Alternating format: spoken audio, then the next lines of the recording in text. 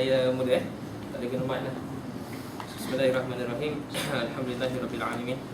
Wassalatu wassalamu ala asyrafil anbiya'i wal mursalin wa ala alihi wa sahbihi ajma'in. Rabbi shrah li sadri wa yassir li amri wa hlul 'uqdatam min lisani yafqahu qawli. Amma ba'du. Assalamualaikum warahmatullahi taala wabarakatuh. Waalaikumsalam warahmatullahi wabarakatuh. Terima kasih adik siapa nama? Pengusi majlis tak saya? Pengusi Rauf. Terima kasih adik Rauf, pengusi majlis. Bagus. Ni first time kot, tak biasa kan, tapi baguslah. Belajar-belajar.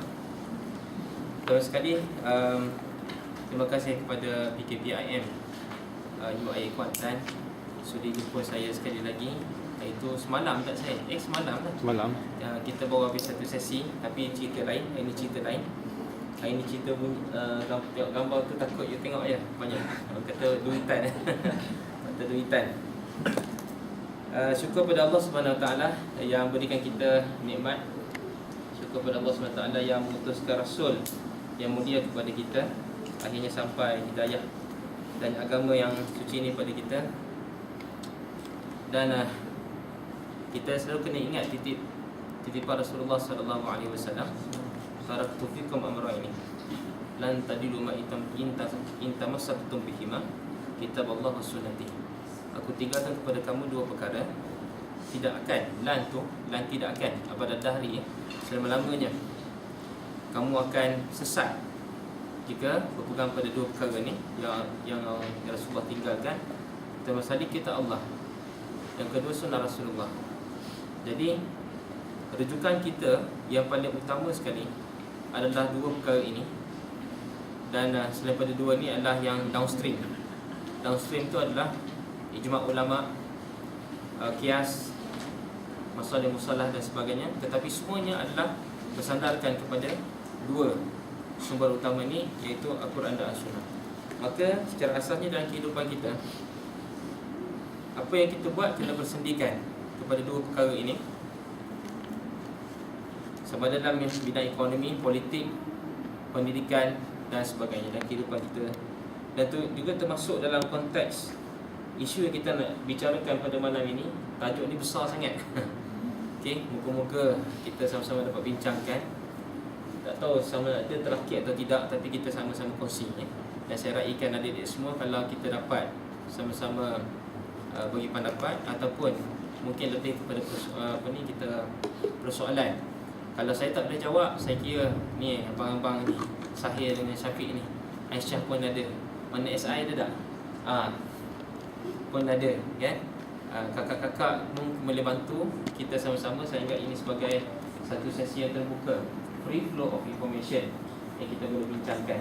Baik, tajuk kita ekonomi dunia dan mahasiswa, seperti apa yang telah di-briefkan oleh Sahir kepada saya. Dia minta saya sentuh sikit tentang ekonomi dunia. Saya nak sebut ni sebab saya nak nyatakan supaya kita tidak lari daripada topik kita. Saya minta supaya verify bahawa inilah yang kita nak kongsikan pada malam ini. Kita nak sentuh tentang ekonomi dunia. Kemudian kita akan turun sikit macam mana ekonomi dunia ini memberi kesan kepada ekonomi Malaysia, dan kemudian macam mana ekonomi Malaysia memberi kesan kepada kita, umumnya rakyat Malaysia, dan macam mana kesan yang di Malaysia ini memberi kesan kepada adik-adik, khususnya sebagai pelajar, dan apakah persediaan yang perlu dibuat pada peringkat masa ini dan juga in the future, just a little bit of in the future. Okay, selepas mengaji dan tamat pengajian. Saya kira itu mungkin yang nak minta disampaikan lah. Macam mana saya, betul lah? Okay, kalau sah tu tak apalah. Dia macam akad juga, sah. Jadi kita boleh proceed lah. Okay. Baik, saya terus ya. Okay, saya kira sebab saya pendek saja, sebab saya pun buat petang tadi. Maklumlah sibuk ya. Sebab dapat undangan pun semalam habis program. Jadi hari tadi dah kerja. Okay, jadi tak sempat nak terlalu fokus lah. Cuma saya minta supaya kalau siapa nak bertanya soalan, tanya terus directly, tak apa. Tak perlu simpan sampai hujung akhir rancangan. Okay, nanti TV dah tutup. TV dah tutup, susah dah nak jawab, semua dah ngantuk. Jadi kalau siapa ada soalan, sila terus tanya saja. Jangan tangguh-tangguh. Alright, just stop me dan kita tanya. Dan saya harapkan adik-adik ni aktif, okey, bertanya. Dan dalam konteks kita belajar ni tiada soalan yang bodoh. Tiada istilah soalan yang bodoh. Sebab biasa orang tak tanya ni dia takut, alamak soalan aku ni, dia takut orang lain ingat soalan dia bodoh. Okey, jadi dia takut malu. Okey. Jadi kita sama-sama dalam belajar ni kita kena buang sifat ego tu. First kali saya nak sentuh tentang world economy. Saya ambil dua ekonomi sebenarnya, iaitu ekonomi USA dan juga ekonomi China. Sebab dua ini adalah ekonomi yang dominan pada masa ini. The first biggest economy currently still America, still USA. Cuma baru ni lagi kalau kita baca analis, ada dah kata bahawa China telah mengatasi kedudukan USA dalam konteks ekonomi yang besar. China, itu saya masukkan dalam konteks dua ekonomi ni, sampai dua negara, USA dengan China. First kita pergi kepada USA ataupun Amerika. Alright. So secara asalnya Amerika ni telah dilanda satu masalah krisis ciptaan mereka sendiri juga, ciptaan kapitalis. Okey. Kalau ada soalan saya boleh ceritalah, kalau tak ada soalan saya tak cerita. Apa tentang 2008 punya financial crisis yang asasnya dipanggil sebagai subprime mortgages. Okey. Tapi ciptaan mereka sendiri. Pada masa itu kalau Federal Reserve Bank yang DP chairman dia Alan Greenspan. Baik. Kemudian bila Amerika mengalami masalah kewangan pada 2008, dia affected the whole world. Dia memberi kesan kepada semua negara-negara. Persoalan ni kenapa? Sebab ramai kata kalau Amerika masalah, apa hal dengan negara dengan lain? Apa kaitan dia? Because bila kita sebut Amerika sebagai negara yang besar, maka dengan itu mereka adalah secara tidak langsung adalah rakan dagang. Kena ingat rakan dagang kepada negara-negara lain, termasuklah Malaysia. That's why bila Amerika mengalami masalah, biasanya dia akan memberi kesan kepada seluruh negara-negara yang lain, especially yang menjadi rakan dagang Amerika. Especially juga sebenarnya China. Sebab China sebenarnya adalah negara pengeksport. Especially juga adalah Jepun. Sebab Jepun adalah negara pengeksport. Jepun lagi teruk. Jepun dia tak ada bahan sumber galian, dia tak ada sumber. Okey? Dia tak ada. Dia cuma dia buat dan dieksport. Dia adalah negara yang betul-betul ekspor intensif, Jepun. Okey? Jadi bila hit by crisis 2008, masa itu ramai orang hilang pekerjaan. Masa itu banyak perniagaan gulung tikar. Okey? Dan perkara itu berlarutan sampailah 2014, sampai Amerika terpaksa buat suntikan modal. Macam Malaysia kita panggil saya lupa apa nama dia. Apa ni? Dia suntikan modal lah. Dia taburkan duit lah. Dia cetak duit. Federal Reserve Bank tu dia satu bank yang mencetak duit. Okey, cetak je duit, ada duit. Macam tu lah. Okey, cetak duit pasal sekarang ni kita gunakan konsep duit fiat, dipanggil fiat money.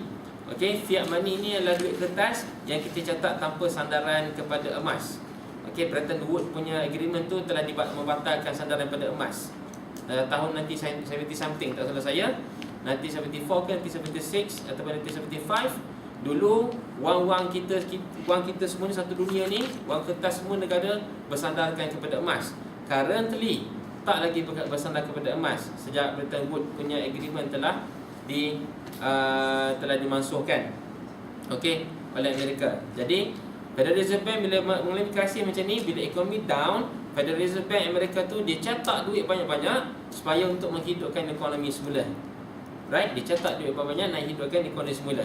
Tetapi dia cetak duit itu sebenarnya dalam konteks yang lebih complicated sikit, dipanggil sebagai QE, quantitative easing. Okey, quantitative easing ni maknanya kalau saya ceritakan agak pening. Tak ceritalah. Saya permudahkan je, dia cetak duit saja. Cetak duit, dia taburkan dalam pasaran supaya ekonomi bergerak semula. Dan bila masuk kepada sekarang ni Obama yang pegang Amerika. Bila Obama pegang Amerika, quantitative easing yang terakhir tak salah saya pada hujung tahun 2013 ataupun pada awal tahun 2014, tak salah saya. That's the last QE, taburan duit di dalam pasaran. Sebab dia tak ada tabur terus. Kalau dia tabur terus, dia akan create inflation. Okey, dia akan menyebabkan inflasi berlaku. Bila berlaku inflasi, duit Amerika dah tak the value. Okey, macam berlaku di Zimbabwe, kalau nak beli sebuku roti tu kita terpaksa bawa satu troli duit. Sebuku roti je. Pasal duit dia tak ada value. Macam duit daun pokok pisang zaman Jepun dulu di Melaya, di Malaysia. Alright. Jadi dia stop quantitative easing masa tahun itu pada waktu Obama. Dan saya tak tahu apa yang berlaku, tak tahu baru ni Amerika punya ekonomi dah nampak naik semula, dah okey semula. Dan dia punya kadar dia, kita tunjuk dia punya kadar dia turun, inflation dia 0.1%, inflation dia. Okey.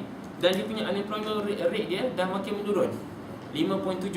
Dulu tak salah saya 10 point something. Maknanya kadar pengangguran dia dah makin turun. Saya tak tahu apa yang berlaku. Bermakna masa tu sebelum start pada 2008 punya krisis, pakar-pakar ekonomi dia melihat keadaan Amerika semua ada buat jangkaan. Ada yang buat jangkaan 2014 Amerika akan jatuh. Sebabnya Amerika berhutang juga pada waktu sama dengan China. Dia hutang 16 trilion dengan China. Hutang tu bukan hutang dalam bentuk dia punya duit itu je. Dia panggil bond. Okey, dia hutang dalam bentuk bond. Berhutang dengan China 16 trilion. Sejarah asalnya China telah menguasai Amerika sebenarnya. Okey. Jadi analis ataupun pakar-pakar ekonomi ramai yang menjangkakan bahawa Amerika akan jatuh, boom. Akan jatuh. Dia punya currency dia akan out. Bila currency dia out, okey, bila ekonomi dia drop, jatuh seteruk-teruknya, okey, maka semua duit Amerika, anda tahu tak, semua kita sekarang ni semua negara yang berdagang jual beli minyak, tak kira negara mana pun, negara yang jual beli minyak dia mesti menggunakan USD. Okey, American dollar, dipanggil petrodollar.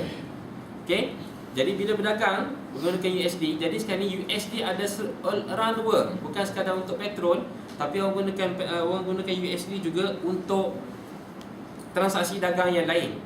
Kalau Amerika punya ekonomi drop, maka semua duit Amerika yang bertaburan kat seluruh dunia akan balik semula ke Amerika. Sebab semua orang akan jual duit Amerika, akan beli currency yang lain ataupun mata wang yang lain.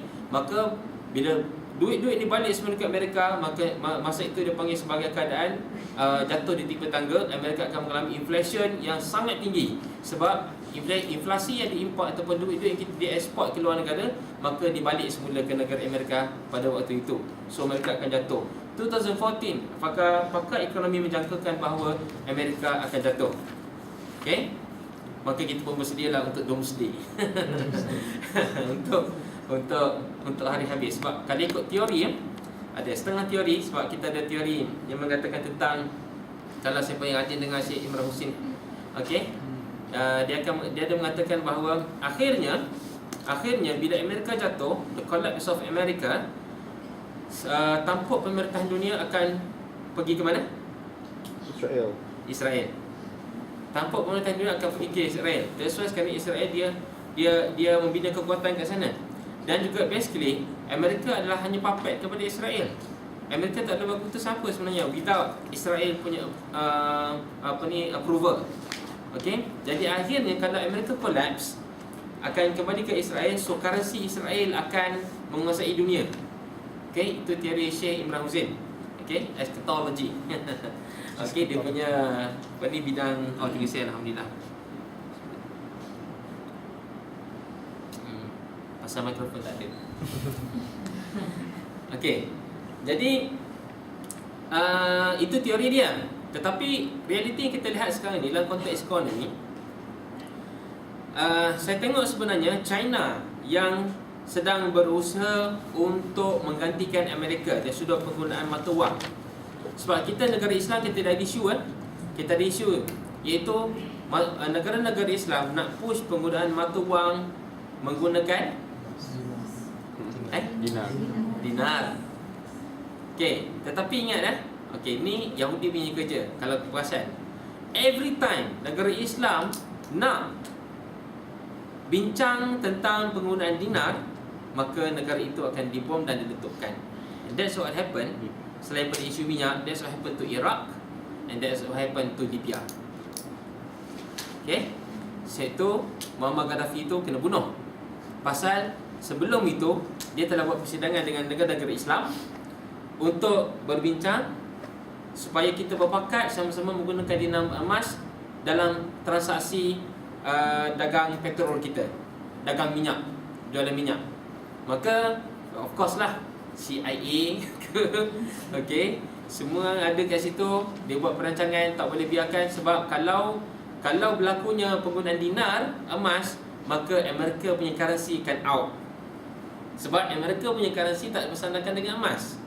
Okey, saya balik kepada situasi sekarang ni. Sebenarnya bila kita tengok pada keadaan sekarang ni, berbanding apa yang Syekh Imran cakap, tetapi itu kemungkinan berlaku depan sikit lagi, kemungkinan. Saya percaya macam tu. Sebab bila akhir zaman, kita tahu bahawa akan ada Dajjal, dan kemungkinan Dajjal pun dah ada sekarang ni. Dia sebalik mana-mana entah dia duduk, dan dia merancang dia merancang daripada kejauhan. Alright? Dan akhirnya of course, sebab itu dia akan berfokus kepada Israel. Okey, walaupun sebenarnya tak bagus kita gunakan Israel, sebab Israel itu adalah nama Nabi. Ya Bani Israel.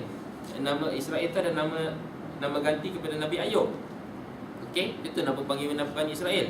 Dan strategi orang Israel memang digunakan Israel itu sebab tarik orang Israel lain, ahli kitab yang lain kuat-kuat, supaya orang pun pandang cantik pada dia sebab nama Israel. Okey, sebab Nabi Israel itu nama Nabi. Alright. Sedangkan mereka itu adalah Zionis. Okey, biasanya Yahudi Zionis nanti kita cerita Saya sebelum kalau soalan kan kita cerita. Baik, saya nak balik pada China. Saya nak kata bahawa current situation bahawa yang bergerak menuju ke arah nak ganti Amerika punya currency, dan nak ganti Amerika punya currency sebagai mata wang dunia. Isu dia mata wang dunia adalah China. Kenapa saya kata macam tu? Sebab sekarang ni, kalau tak secara tidak sedar, China telah pun mengumpul 20,000 tan emas secara senyap.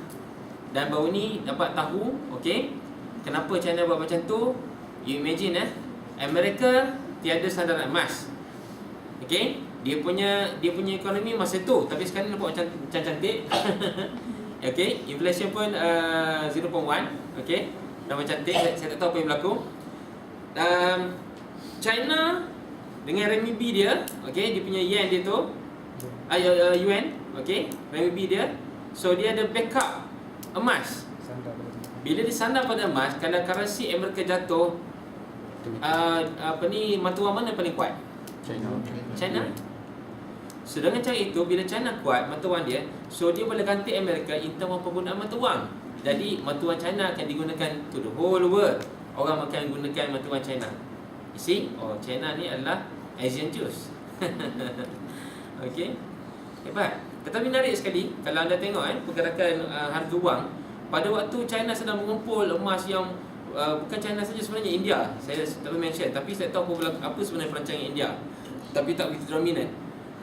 Sedang China dia kumpul emas ni. Menarik sekali. Dia kumpul emas, harga emas turun. Okey, harga emas turun sebab kita mesti faham indikator. Okey, ada few indikator, ekonomi ada few indikator petunjuk. Kalau USD turun, harga emas turun ke naik? Naik. Tak tahu. Harga emas turun ke naik?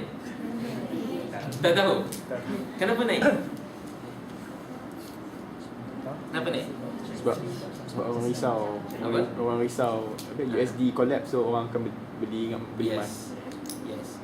Bila USD jatuh, harga emas akan naik.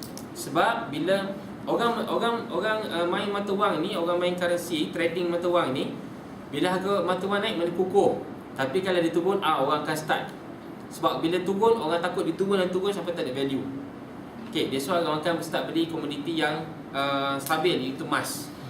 Tetapi bila USD naik, harga emas akan turun. Menarik sekali, masa kan USD turun itu, pasal apa kan? Because of the aftermath of the 2008 punya crisis, dia turun sebenarnya. Okey. Tetapi harga emas turun juga. Okey. Jadi dan pelik sekali, masa China sedang mengumpulkan emas, orang sepatutnya bila permintaan tinggi, dia akan apa? Harga naik. Harga naik, tapi harga dia turun. Okey. Sedikit pelik lah yang berlaku. Okey, saya balik pada China tadi. Bila China ada kukuh macam tu, so China akan ganti emas. Dalam konteks blok negara, sekarang ni China dengan Rusia dia bersekongkol.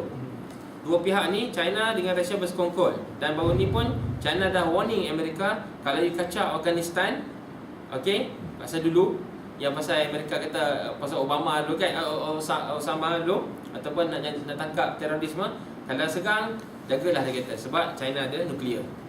Okey, saya nak cerita bahawa ini kuasa besar dunia punya percaturan lah. Dia terlalu complicated, tapi saya cerita secara gambaran kasar. Gambaran kasar. So, balik pada USA semula tadi, Alhamdulillah boleh kata Alhamdulillah ke? Sebab kalau Amerika teruk, Malaysia pun akan teruk. Sebab kita ada ekspor ke negara dia. Ya, kita ada ekspor ke negara dia. Amerika, kita punya ekonomi pun akan terjejas kalau negara Amerika teruk.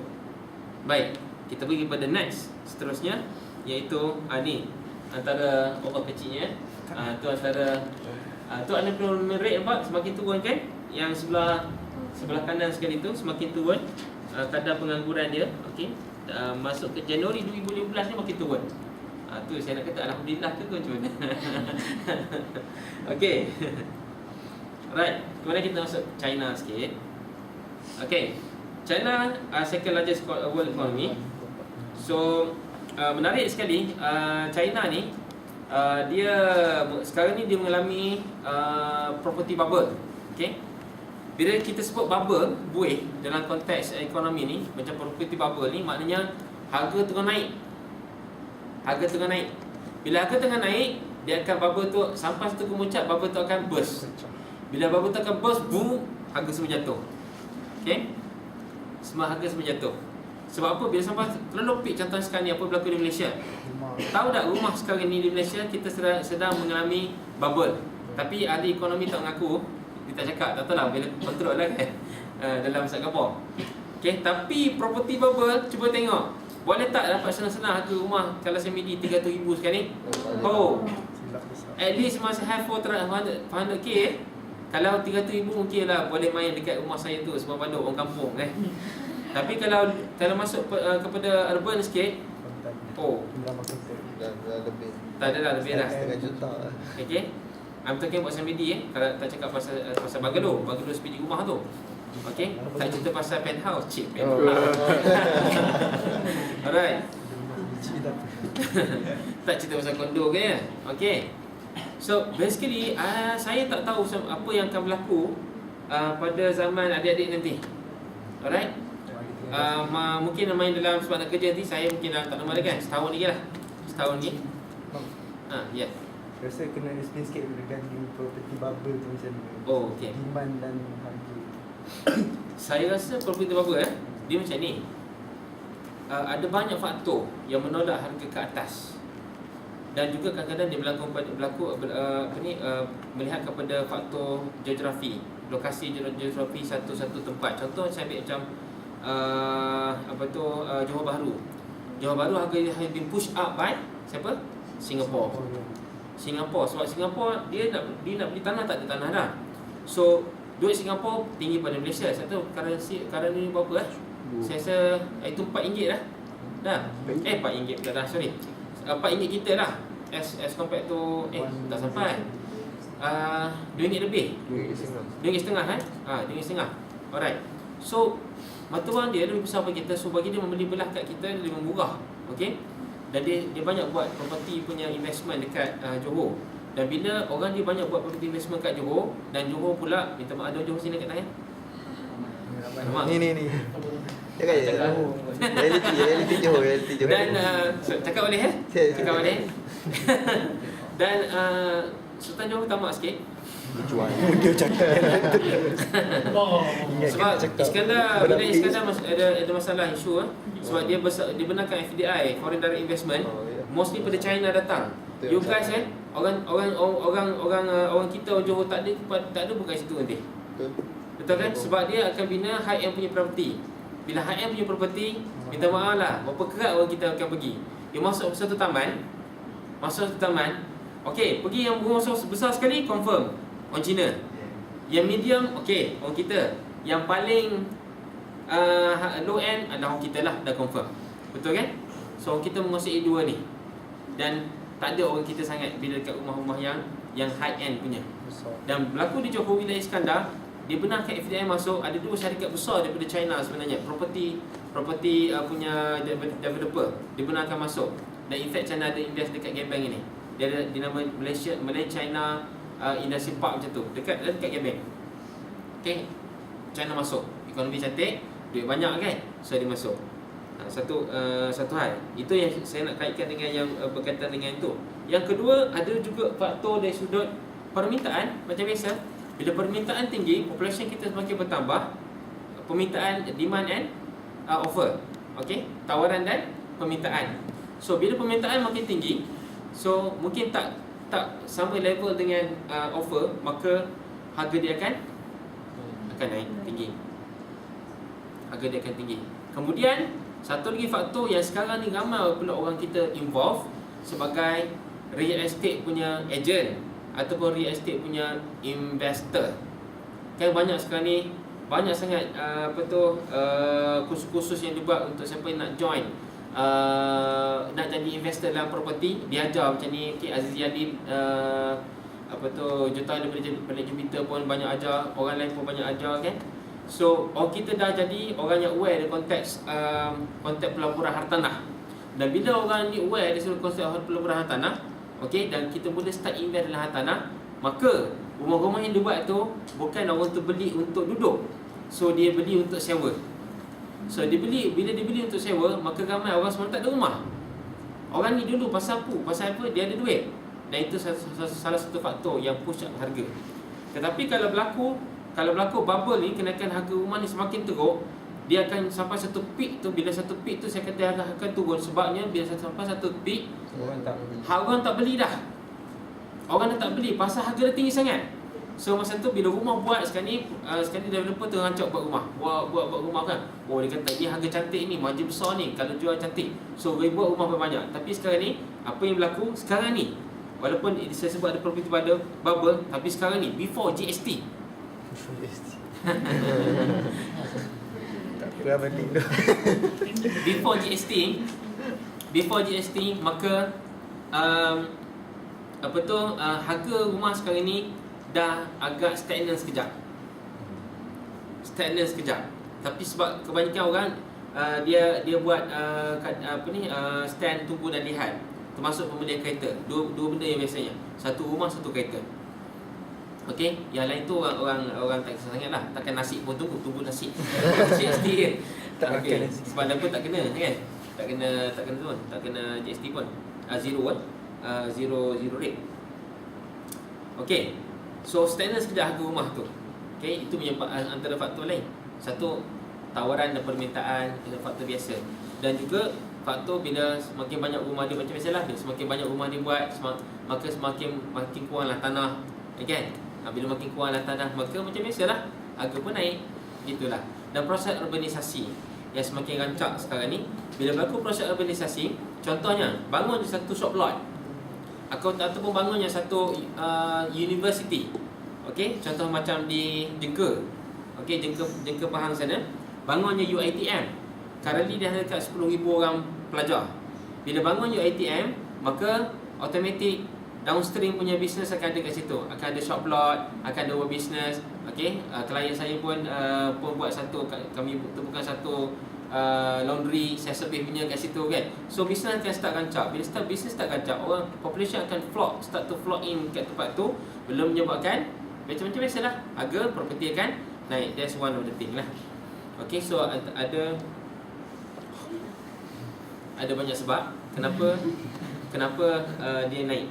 Okey, gelap dah, ada orang tertutup dah. Okey, ada soalan lagi sebelum kita teruskan? Soalan saya sikit je ni. Itu soalan je. Ada soalan?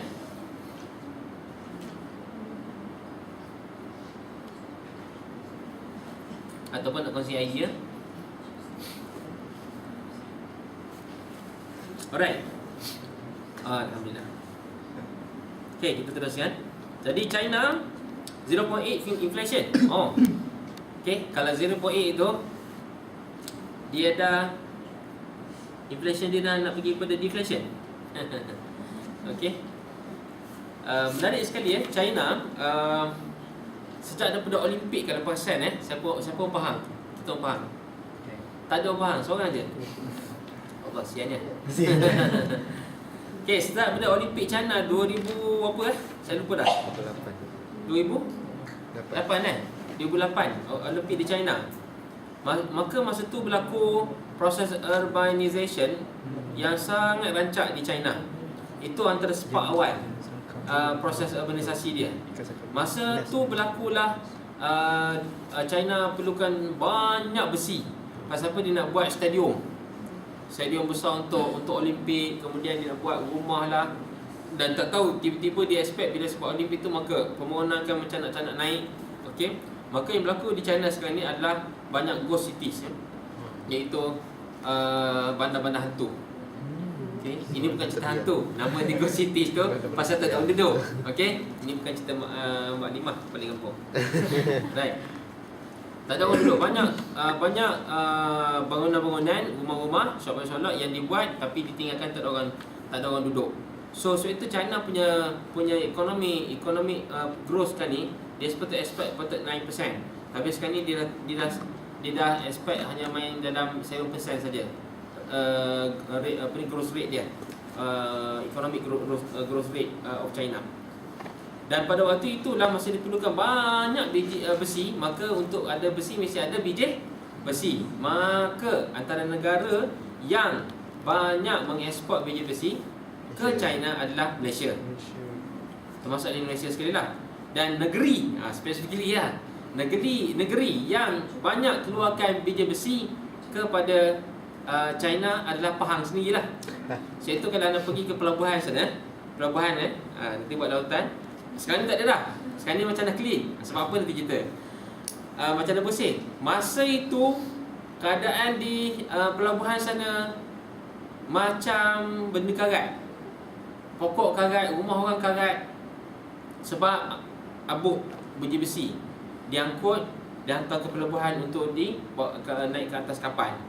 Masa tu keadaan sangat kotor. Dekat je rumah saya, jalan kotor. Orang situ dah kesian sekali, orang kampung. Rumah dia pun saya ingat memang hari-hari dihidu benda tu, habuk dan debu. Okay? Cuma sekarang ni tak ada. Sebab apa? Sekarang ni bila China dah urbanization proses dia macam dah agak perlahan, dia jadi slow. Cuma 3 rel kereta api je nak buat. Okay? So sekarang ni maka ramailah pemain-pemain biji besi Tenganga dan Gulung Tikar dekat Pahang ni. Okey, termasuklah orang kita jadi broker untuk cari tanah dekat Pahang ni. Tanah untuk biji besi ni pun Tenganga tak ada kerja. Itu antara dia lah efek kepada orang macam ni. Alright, itu yang berlaku di China. Okey, cuma China walau macam mana pun, sebab kita ingat dia punya population is huge population as compared to negara-negara lain. Jadi untuk dia berkembang dalam konteks ekonomi dia sebenarnya masih besar lagi. Dan boleh kata makin kukuh. Dan boleh kata kalau ikut katanya, saya lupa siapa nama CEO Alibaba. Siapa nama? Saya lupa dah. Chinese. Siapa nama dia? Okey, tak apa, nanti check. Kalau ada siapa-siapa yang boleh sebab Google kan CEO Alibaba, Jack Ma. Okey, CEO Alibaba kata, CEO Alibaba tu orang yang terkaya ke berapa dunia lah. Okey, dia main transaksi jual beli, trading online lah. Okey.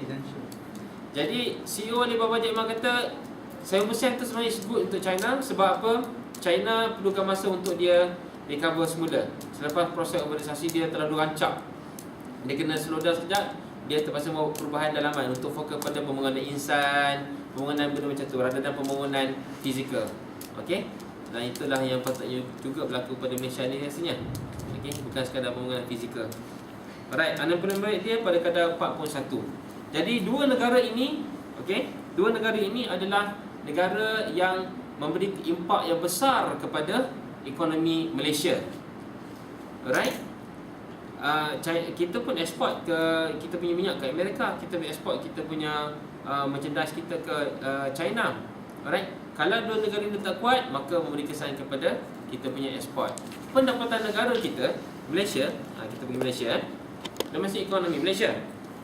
Okay, Malaysia ni di-affected by sekarang ni by drop of oil price. Sebabnya jatuhnya harga minyak, pendapatan negara Malaysia hampir-hampir 40% datang daripada minyak. Besar tu.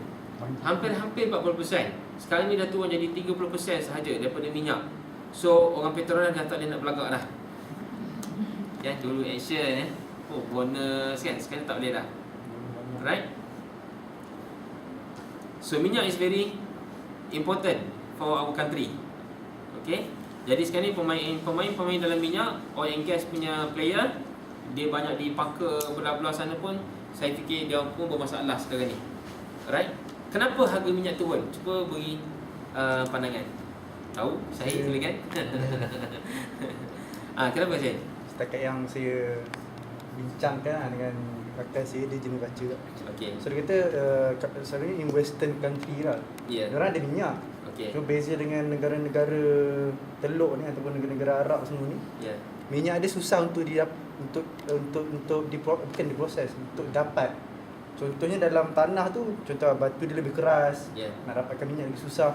Tetapi ada one group ni, Ya. dia ada cara untuk extract that minyak from Ya. batu-batu yang keras tu. Mhm. So what happen, western countries pun boleh jual minyak. Ya. Tetapi untuk extract minyak tu, dia mahal. Maksudnya nak guna cara berbanding dengan Saudi Arabia semua, dia cuma sedar je kan. Ya.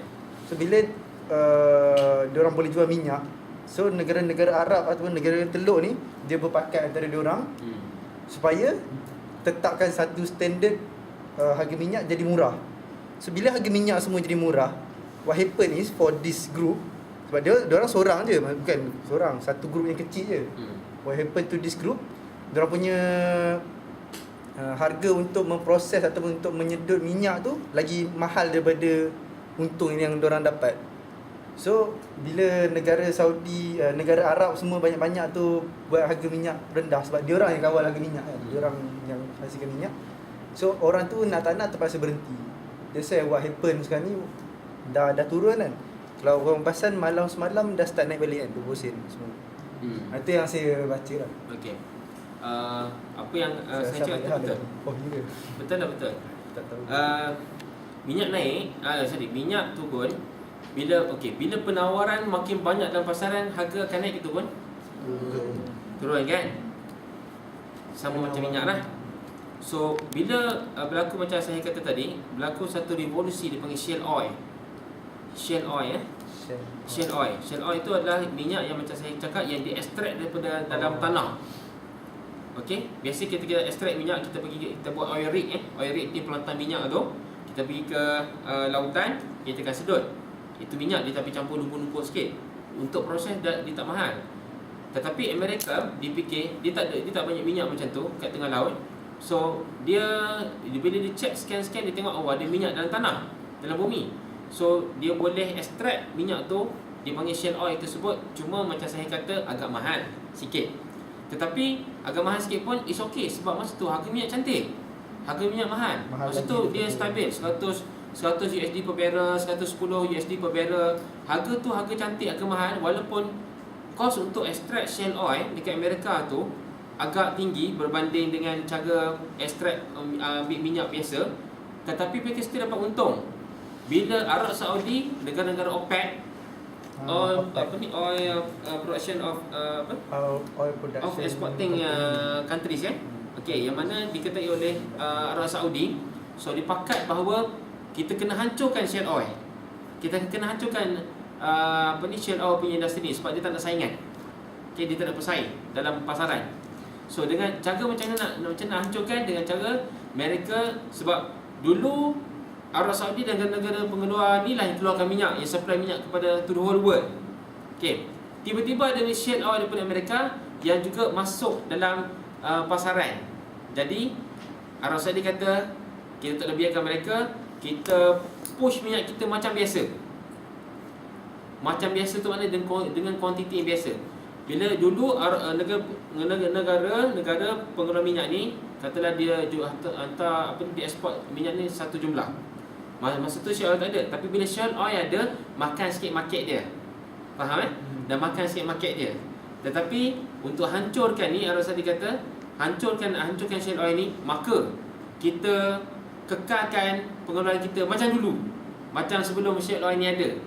Maknanya minyak banyak kita lambatkan minyak dalam pasaran. Bila berlaku lambatkan minyak dalam pasaran, sebab dia orang ni tahu shale oil ni mahal, maka bila berlaku lambatkan minyak, harga akan turun. Bila harga turun, shale oil ni, kos untuk menghasilkan shale oil ni mahal, maka shale oil ni akan hancur. Dia punya apa? Dia punya production dia atau penghasilan dia. So tak ada bisnes lah.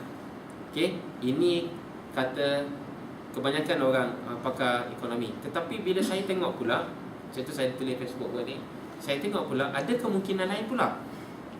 Sebab kita kena ingat Arab Saudi dengan Amerika kamcing mah. Okey. Sebab itu masa tahun bila dulu lama dah masa nak keluarkan minyak dulu, Amerika dia boleh pakat dengan Arab Saudi, kalau nak jual minyak mesti pakai petrodollar. Tu cerita petrodollar tadi. Arab Saudi setuju. Kalau tidak, kalau Arab Saudi keluarkan minyak yang besar, kaya weh. Dia tak ada inflation, ada surplus mah. Daripada dia punya kewangan surplus, ada lebihan selalu. Kan? Malaysia tak ada lebihan. Okey. Malaysia ada current surplus je. Current account surplus tu lain. Fiscal surplus tu tak ada. Lebihan kewangan tak ada. Maknanya duit masuk, tolak duit keluar Malaysia, duit masuk tolak duit keluar negatif. Itulah cerita dia. Faham tak? Itu yang kata defisit sekarang ni. 3% defisit. Alright. Jadi saya cerita mana tadi? US dollar. Saudi Arabia. Tapi saya tengok pula sebabnya keadaan itu sebenarnya, saya lihat sebenarnya pada saya Amerika dia dah berpakat dengan OPEC, especially Arab Saudi, supaya menghancurkan, supaya terus push minyak dalam pasaran. Okey, bukan tujuan untuk industri Amerika sendiri hancur, tidak, tetapi untuk menghancurkan Rusia. Lain pula. Sebabnya Amerika yang berdekat dengan Rusia. Dia bersaing tu. Ni is big, is a world. Dia nak try to dominate the world. Rusia ada matlamat sejagat macam Amerika. Dia nak kuasai dunia. Alright? Dia ada. Putin itu adalah antara dia punya tu. Okey, dia punya, bagi saya kata nak buat apa dia boleh sangat. Dan sebab itu bila dia bising itu ada isu Crimea, kalau dah ikutlah dunia kan, ada isu Crimea. Crimea itu satu negeri di yang dulunya patutnya dia rasa kata saya punya.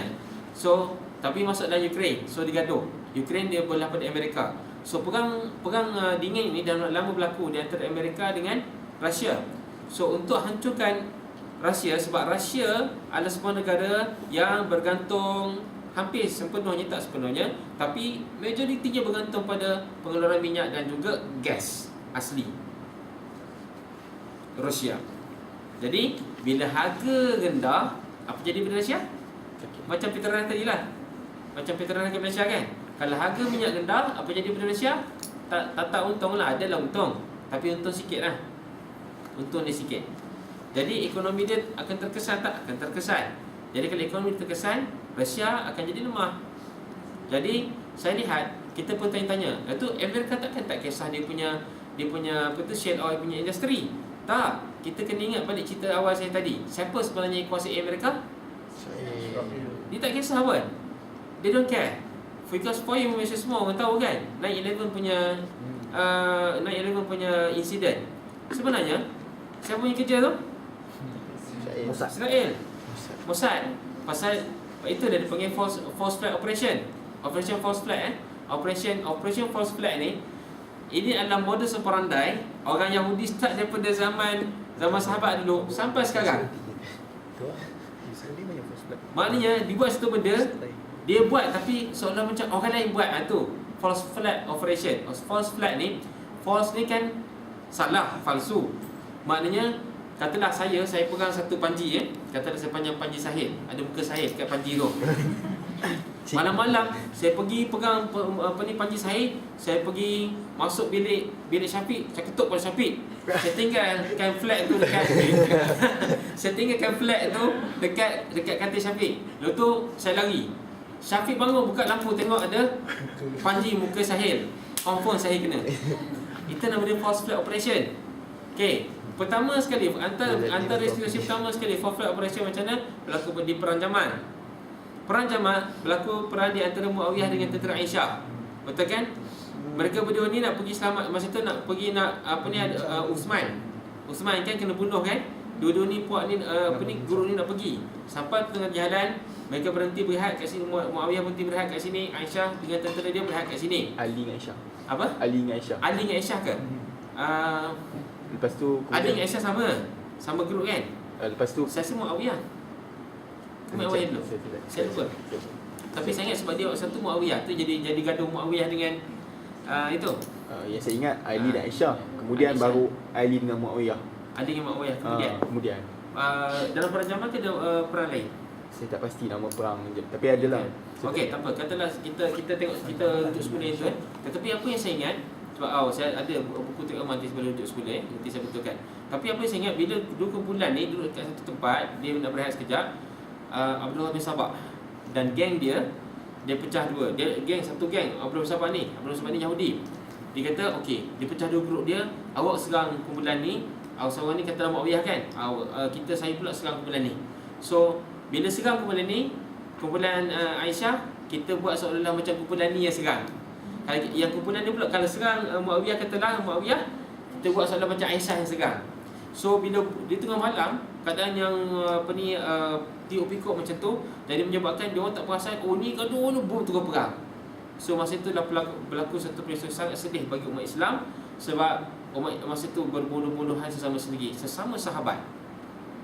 Disebabkan apa? Ni Yahudi ni. Termasuklah 9/11. Biasa kata balik kepada Shell Oil tadi, Amerika kisah tak untuk kalau setakat nak hancurkan dia punya Shell Oil tadi semata-mata dia nak hancurkan Rusia, tak kisah. Sebabnya Amerika adalah kuda tunggangan kepada Yahudi Zionis. Zionis sebenarnya, kita Zionis lah, Zionis. Okey. Apa beza Zionis dengan Yahudi biasa? Seringnya sekejap. Fahaman. Saya sebut Zionis kan? Apa beza dia? Dia fahaman. Ada Try siapa? Nak try? Ali ke? Kak Aisyah. Kak Aisyah. Aisyah? Beza Zionis dengan Yahudi. Kalau sebut Yahudi biasa kan? Kalau sebut Yahudi, Zionis apa?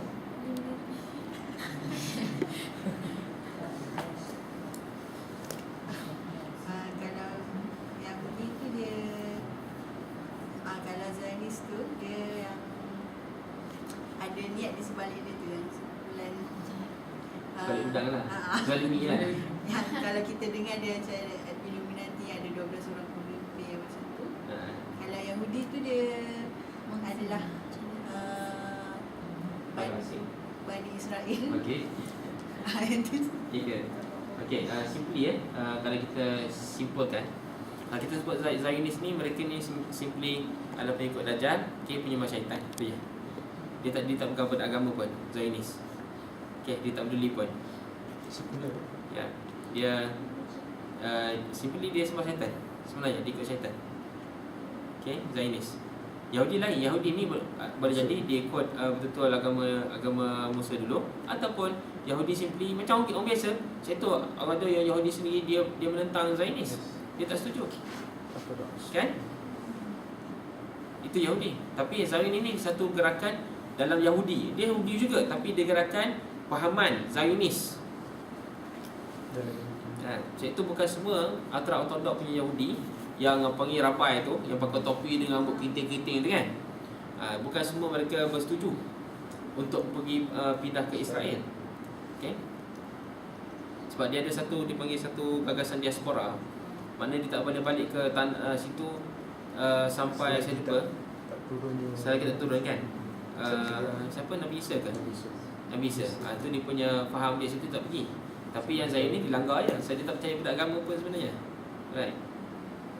Bang, yang berkaitan dengan perang Jamal tu, tak silap saya antara Ali dengan Sayyidina Ali dengan Sayyidina Aisyah. Ali dengan Aisyah. Yang Muawiyah dengan Ali tu perang Siffin. Perang Siffin ya. Okay, maknanya Ali dengan Aisyah Okay, nanti saya cakap dia. Talha, Zubair, Saya Aisyah dia perang dengan Ali. Tapi apa yang berlaku tu betul lah, abang kata yang tu ada false flag tu memang okay. betul. Maknanya Dia serang masa malam. Ali dengan Aisyah siapa lagi dengan Ali masa tu saya tak ingat lah.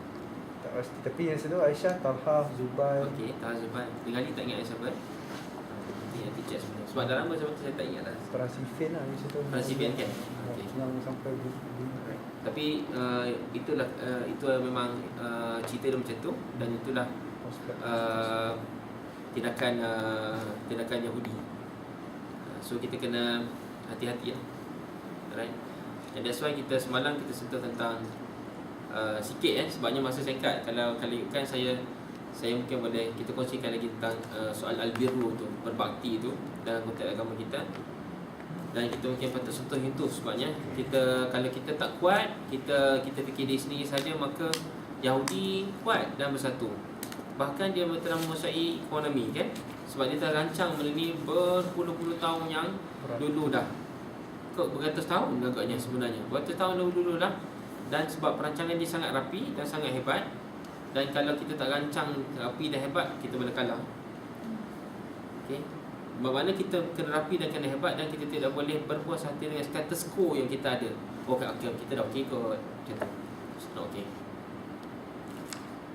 Kita sentiasa mesti improve dan sentiasa improve. Kita mesti ambil satu benchmark yang tinggi. Jangan ambil satu benchmark yang rendah. Kalau kita ambil satu benchmark yang rendah, kita akan cepat puas hati. Oh, tu dah okey compare dengan dia. Tapi kita ambil satu benchmark yang tinggi, aras dia. So kita tahu kita akan pergi lebih, kita perlu capai mungkin lebih pada benchmark yang lebih tinggi. Banyak benda lagi kita buat maknanya. So kita tak boleh nak senang-senang hati. Baik, kita teruskan. So Malaysia sekarang ni menarik sekali. So don't worry sangat untuk sekarang lah. Sebab Malaysia inflation dia dah 1%. Okey, bila sebut inflation, okey, kita nak faham sikit ekonomi Bila sebut inflation bermakna harga, harga barang. Kalau inflation tinggi, harga barang tinggi. Kalau inflasi rendah, harga barang rendah. Sebab inflasi ni sebenarnya kenaikan harga barang di pasaran secara umum. Okey, sebenarnya yang satunya disebabkan oleh penawaran wang yang banyak dalam pasaran, berlaku inflasi. Okey, kalau berlaku penawaran wang yang banyak dalam pasaran, duit banyak sangat, maka katalah segala saat satu botol air ni akan jadi mahal. Satu botol air ni, saya beri satu contoh Tiba-tiba tiba-tiba kita dengar bunyi helikopter sekarang ni. Kita tutup kat luar sana, tiba-tiba dia jatuhkan satu benda. Kita pun pergi tengok. Aisyah pun tengok. Sebab Aisyah memang suka tengok benda jatuh daripada langit. Okey, Aisyah pergi tengok. Tengok ada duit Aisyah. Allahu Akbar. Duit penuh satu bunyi. Lepas tu kat sana pula, dekat bandar sana, merata kat mana Kuantan ni saja, merata duit. Dalam satu bunyi tu ada sekeping duit not 1,000. Dan penuh ni. Bandar Kuantan ni merata dah duit terjatuh. Merata dah duit 1,000 jatuh kat taman saya, dekat Sungai Isap, dekat sana kan, kat bandar kan, dekat office saya. Adik-adik cuba fikir, esoknya nasi lemak berapa harga? RM50. Orang jual nasi lemak, dia duit dah banyak. Dan dia tahu orang lain pun banyak duit. Pasal apa duit dah jatuh tu yang mana tadi. Tiba-tiba bagi tu dia nak jual, dia masih ada tag apa ni, harga yang lama, RM2.5. Dia pun ganggu kepala. RM2.5 Tambah satu. orang depan rumah dia tadi dah rebut duit tu saja. Dia ingatkan mungkin adalah RM50,000 dalam poket tu. Poket je, tak campur dalam beg. Aku jual nasi lemak RM2.5, tak boleh jadi ni. So dia akan buat apa? Kau buang 100 sebungkus tu. Bau padan dia kata. Okey, bau padan 100. Dah dalam poket RM50,000, dalam beg ada kurang dekat RM300,000 malam tadi je dapat. Kan? Takkan harga nasi lemak aku RM2.5, so naik jadi RM100. Okey, pergi kedai minum berapa mamak? Murah saja, RM50. Okey, pasal mamak tu pun dalam poket depan ada lagi. Okey. Tak julu-julu. Tu dah ibarat dia, kalau taburan duit banyak dalam pasaran, orang apa ni banyak sangat duit, menyebabkan akan berlaku inflasi macam tu, dan harga barang akan naik. Sebenarnya bukan harga barang naik sebenarnya mata wang tu turun value dia. Faham? Kalau dulu RM1 boleh beli, katalah RM1 boleh beli satu botol, contoh ni. Okey, value dia, mana mata wang tu kukuh. Tiba-tiba dah banyak duit dalam pasaran macam saya cerita tadi, RM5 pun tak boleh beli, RM5 pun boleh beli satu botol. Sebab maknanya mata wang tu tak ada nilai. RM1 dah tak ada nilai. Kena ada RM5 baru boleh beli satu botol. Tapi pada pandangan masyarakat, kita fikir harga naik, betul tak? Okey, satu, inflasi boleh juga disebabkan oleh kenaikan harga barang itself per se. Disebabkan disebabkan kenaikan harga barang mentah contohnya untuk menghasilkan itu. Bukan semestinya taburan duit dalam pasaran. Okey? Baik. 1% inflasi bermakna adik-adik sekarang ni kan, walaupun harga minyak naik sikit, harga minyak naik sebab itulah harga minyak naik 20 sen ke 25 sen hari semalam, tak salah saya. Sebab harga minyak dunia naik RM60 USD per barrel. Bukan RM60 sorry, RM60 USD. Ya, RM60 USD per barrel. Hari tu baru lagi dia pergi bawah pada RM50. Kena faham. Bawah